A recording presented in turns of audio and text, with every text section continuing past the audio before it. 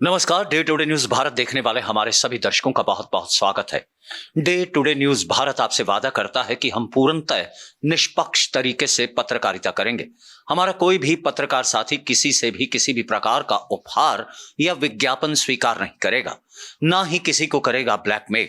हम समाज के बीच दबे कुचले लोगों की आवाज बनेंगे। डे टुडे न्यूज भारत ऐसे लोगों की कोई खबर नहीं चलाएगा जो समाज के बीच बसने वाले भोले भाले लोगों को मूर्ख बनाते हुए उनसे किसी तरीके की धोखाधड़ी करते हैं। साथ ही आप लोगों की नजर में लोकतंत्र के इस चौथे स्तंभ को फिर से मजबूत करने की कोशिश करेगा डे टुडे न्यूज भारत। चलिए बात करते हैं खबर की, और खबर जो है वो सोशल मीडिया प्लेटफॉर्म से जुड़ी हुई है। दरअसल यूट्यूब और इंस्टाग्राम जैसे सोशल मीडिया प्लेटफॉर्म्स जो हैं उनका इस्तेमाल करते हुए लोग अपने गीतों के जरिए या अपनी किसी कला के जरिए जो है वो वायरल हो जाया करते हैं, और वायरल होने के चलते जो है सोशल मीडिया प्लेटफॉर्म की तरफ से उन्हें राशि भी दी जाती है, यानी उनकी कमाई शुरू हो जाती है। लेकिन कई बार सोशल मीडिया पर वायरल होने वाले लोगों का फायदा इतना वो खुद नहीं उठा पाते जितने दूसरी कंपनियां या दूसरे लोग उठा लेते हैं। हम बात कर रहे हैं पश्चिम बंगाल के कुराल झूरी के रहने वाले गायक भुवन बाद्देकर की, जो मूंगफली बेचने का काम किया करते थे।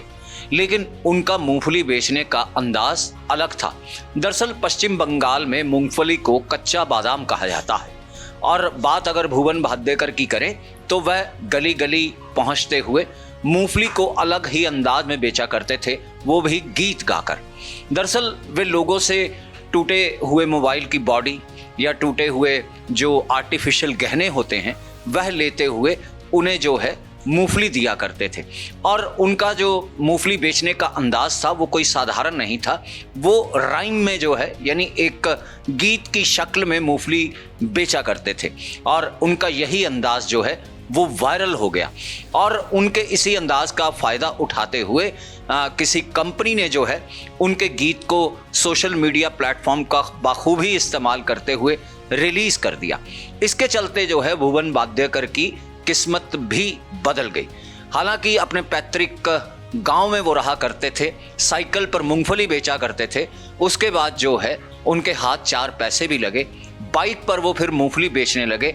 लेकिन अब उनकी हालत ये हो गई है कि पश्चिम बंगाल के बीरभूम जिले के एक कस्बे में रहने वाले भुवन बाद्देकर के पास अपने मकान के किराए देने के पैसे नहीं हैं, और उनकी म्यूजिक वीडियो का हालत ये है कि उसे रीमिक्स करते हुए किसी म्यूजिक कंपनी ने रिलीज कर दिया। और यूट्यूब के स्रोतों से या फिर उस पर सर्च करते पता चला कि उस कच्चा बादाम गीत को उस कंपनी के जरिए जब रीमिक्स किया गया तो 40 करोड़ से ज्यादा व्यूज और 42 लाख से ज्यादा लाइक्स जो हैं वो उस गीत को मिले जो रीमिक्स किया गया है। लेकिन असली गायक जो है भुवन बाद्देकर, उसको इसकी कोई जानकारी ही नहीं। वो जो है तंग हाली के बीच अपनी जिंदगी गुजारने के लिए मजबूर हैं।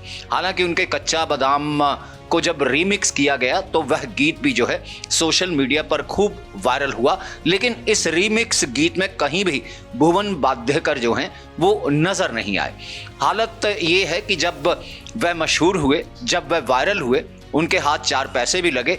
लेकिन अब जब भी कभी कोई गांव या आसपास के इलाके के बीच कोई फुटबॉल मैच होता है या फिर कोई और एक्टिविटी जो है लोगों की तरफ से आयोजित की जाती है तो वो भुवन बाद्देकर के पास चंदा मांगने पहुंच जाते हैं। कभी जो है कोई विकलांग उनके पास चंदा मांगने पहुंच जाता है और पैसों की ये लोग मांग करते हैं, लेकिन भुवन बाद्देकर ने साफ किया है कि भाई उनके पास अब पैसे है ही नहीं।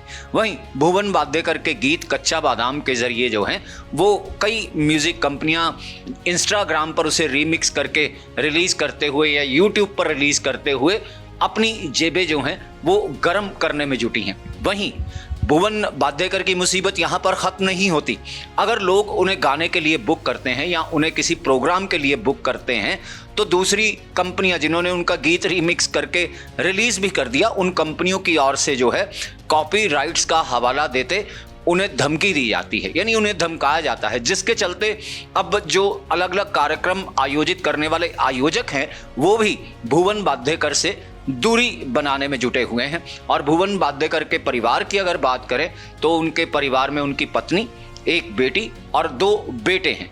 उनका बड़ा बेटा जो है वो स्वयं सेवक का काम करता है और उसी के कारण जो है भुवन बाध्यकर की रोजी रोटी अब चल रही है। उनके घर के बीच में चूल्हा जलता है, लेकिन भुवन बाध्यकर जो हैं वो बेहद आहत हैं, बेहद दुखी हैं कि उनके गाए गीत को जो है अलग अलग लोग अलग अलग तरीके से रीमिक्स करते हुए उसे भुनाने में लगे हैं, लेकिन उन्हें जो है एक पाई तक इन कंपनियों की ओर से नहीं दी गई। उनकी हालत जो है वो अब बद से बदतर होती जा रही है, क्योंकि मकान का किराया देने के उनके पास पैसे नहीं और घर का गुजारा भी जो है वो बड़ी मुश्किल से हो पाता है।